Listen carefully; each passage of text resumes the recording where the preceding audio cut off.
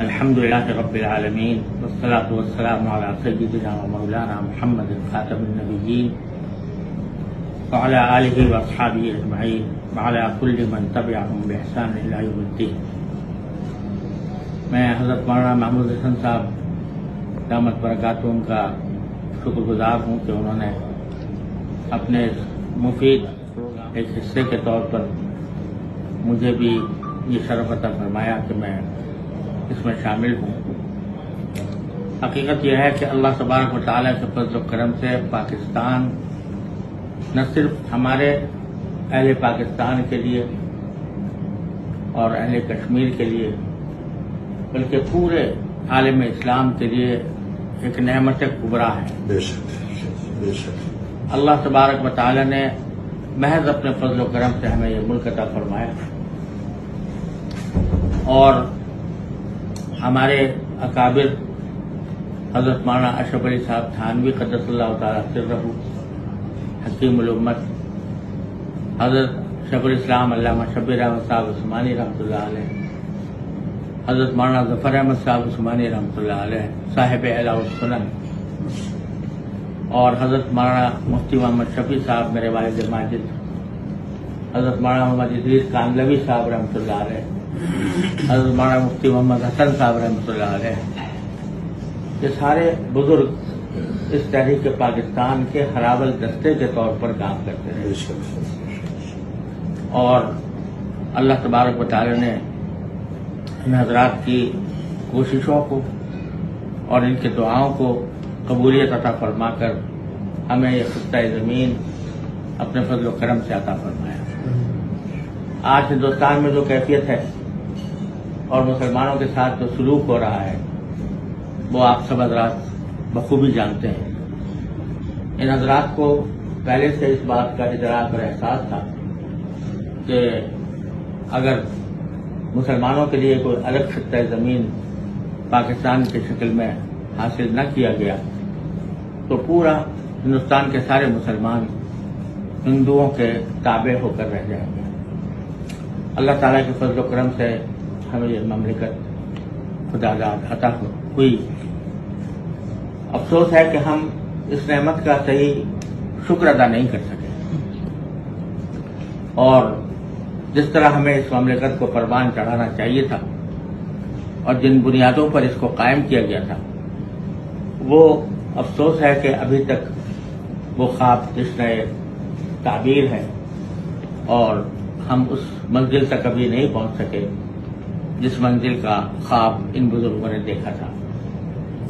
لیکن اس کے ساتھ ساتھ میں یہ بات عرض کروں گا کہ اپنی تمام خرابیوں کے باوجود اور ہماری بہت سی کوتاہیوں کے باوجود آج بھی میں یہ بات پورے اعتماد کے ساتھ بلا خوف تردید کہہ سکتا ہوں کہ میں کیونکہ سارے دنیا میں پھرا ہوں، عالم اسلام کا کوئی ملک شاید ایسا نہیں ہے جو میں نے دیکھا نہ ہو اور وہاں کے حالات سے میں باخبر نہ ہوا ہوں، تو آج بھی میں بلا خوف تردید پورے اعتماد کے ساتھ یہ کہہ سکتا ہوں کہ اس وقت عالم اسلام میں سب سے بہترین اور سب سے زیادہ مفید اور سب سے زیادہ مسلمان ملک پاکستان کے سوا کوئی اور نہیں۔ پاکستان کے اندر اللہ تبارک و تعالی نے جو ہمیں نعمتیں عطا فرمائی ہیں، بسا اوقات ہم اپنی کوتاہیوں اور غلطیوں اور بدعنوانیوں کی وجہ سے مایوس ہونے لگتے ہیں کہ جس ملک کو ایک خاص مقصد کے لیے قائم کیا گیا تھا ابھی تک وہ مقصد حاصل نہیں ہوا۔ دوسری طرف ہمارے اندر جو کرپشن پایا جاتا ہے، جو بدعنوانیاں پائی جاتی ہیں، ان کا شکوہ بھی ہماری زبان پر بکثرت رہتا ہے، لیکن ساتھ ہی یہ بھی دیکھنا چاہیے کہ اللہ تعالیٰ نے اس ملک کے ذریعے آپ مسلمانوں کو کس عظیم خطرے سے بچایا، اور دینی اعتبار سے بھی میں یہ کہتا ہوں کہ اس وقت پورے عالم اسلام میں کوئی ملک دینی اعتبار سے بھی اتنا بہتر نہیں ہے جتنا پاکستان۔ یعنی آپ دیکھیں کہ عملی کمزوریاں اپنی جگہ، لیکن اس خطے پورے کرۂ زمین کے اوپر کوئی ملک ایسا نہیں ہے جس کا دستور یہ کہتا ہو کہ حاکمیت اعلی اللہ کی ہے. بے شک. جو کوئی ملک جو یہ کہتا ہو کہ حاکمیت اعلی اللہ کی ہے، بندوں کی نہیں، اور جو بندے حاکم بنتے ہیں وہ اللہ تعالیٰ کی دیے ہوئے امانت کے طور پر وہ حاکم بنتے ہیں.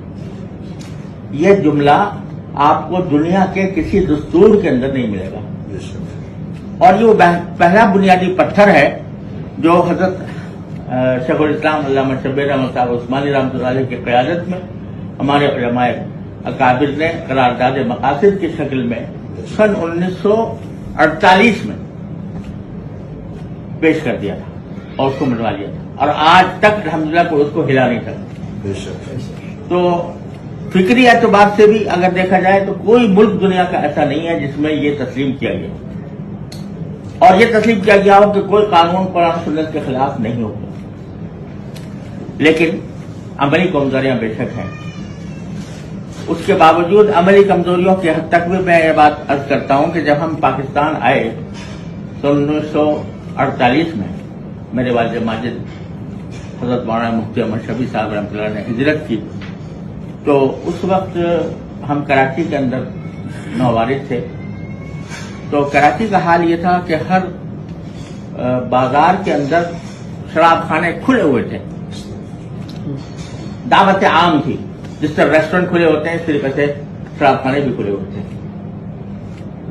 آپ اس کا موازنہ اگر آج کے حالات سے کر کے دیکھیں، ٹھیک ہے لوگ جو ہیں وہ چوری چھپے اب بھی شراب نوشی کرتے ہوں گے، لیکن باقاعدہ علانیہ اور باقاعدہ ریسٹورینٹ کی شکل میں، بار کی شکل میں الحمدللہ یہ چیز اللہ نے یہاں سے ختم کر دی. الحمدللہ. اللہ تعالیٰ کے فضل و کرم سے ہمارے کابل کی کوششوں کے بنا پر.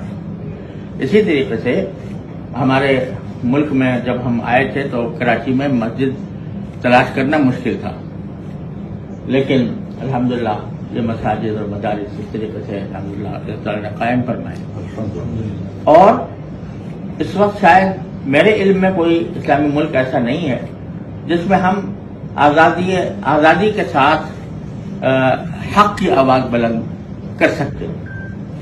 کوئی ملک ایسا نہیں جس میں آزادی کے ساتھ حق کی آواز بلند کر سکتے ہیں. یعنی کسی بھی ملک میں آپ چلے جائیں، وہاں اگر آپ نے کوئی بات حکام کے مرضی کے خلاف کہی تو آپ کہہ نہیں سکتے.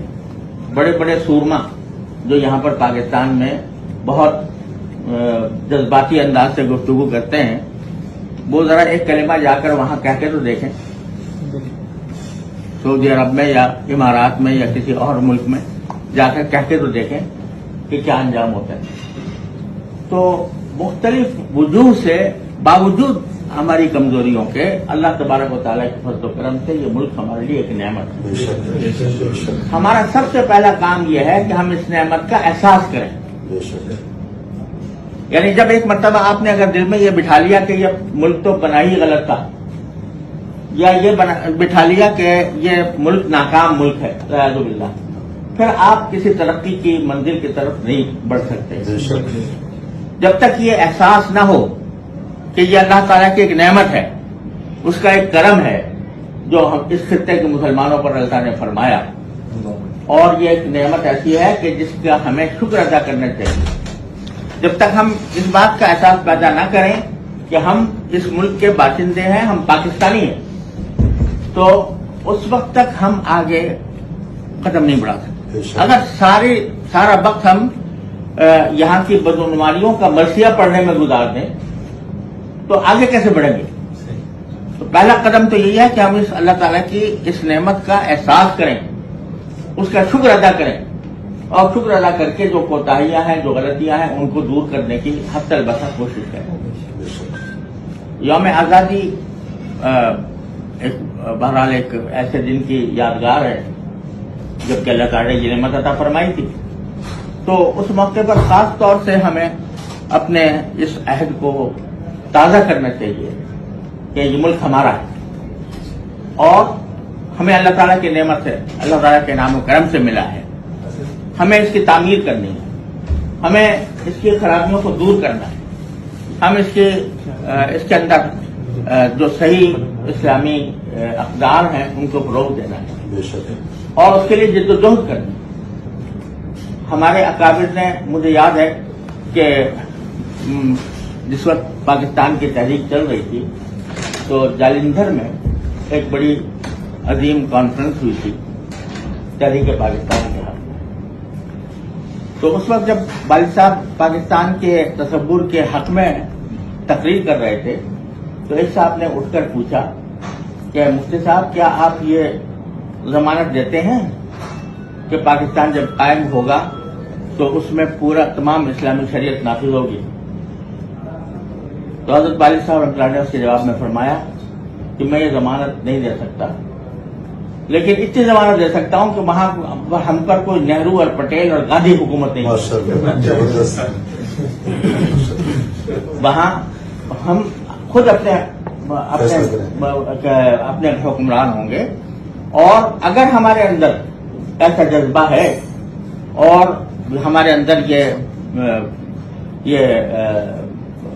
इस बात की तहरीक मौजूद है कि हम अपने मुल्क को सही मायने में इस्लामी बनाए तो इंशाअल्लाह इस्लामी बन जाएगा।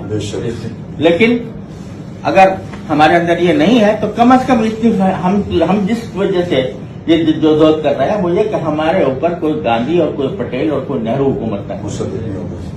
तो ये बात बिल्कुल हकीकी है कि अल्हम्दुलिल्लाह यहाँ हम पर कोई ऐसे लोग मुसल्लत नहीं हैं।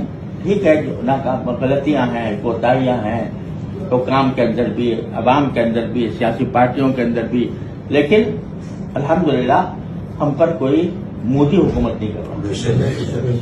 तो इसलिए इसको सबसे पहले अपने हिस्से की नेमत समझें, नेमत समझकर उसकी कदर करें, उस पर शुक्र अदा करें और उसको आगे बढ़ाने की कोशिश करें। और मैं बारहा ये अर्ज करता रहा हूं कि जो शरीयत का निफाज है वो इस तरह जब तक कि उसका सही तरीका और उसका सही जज्बा दिल में हमारे मौजूद नहीं होगा तो हम पर ऐसे ही वो काम मुसल्लत होते रहेंगे। बेशक इन्नमा आमालुकुम उम्मालुकुम। इसलिए हम अपने आप को दुरुस्त करें, हम अपनी जिंदगी में हम इस 5-6 फुट की जो हमारी कायनात है इस पर पहले इस्लाम नाफिज कर दें और इसको इस्लाम के मुताबिक बना लें, इस पर शरीयत का निफाज कर दें तो फिर कोई हमें शरीयत के निफाज से इंशाअल्लाह रोक नहीं सकेगा। अल्लाह तबारक व तआला अपने फजल व करम से हम सबको इसकी तौफीक अता फरमाए। तो आखिर दावाना अल्हम्दुलिल्लाह। Like this video, write a comment, and don't forget to subscribe. Subscribe now.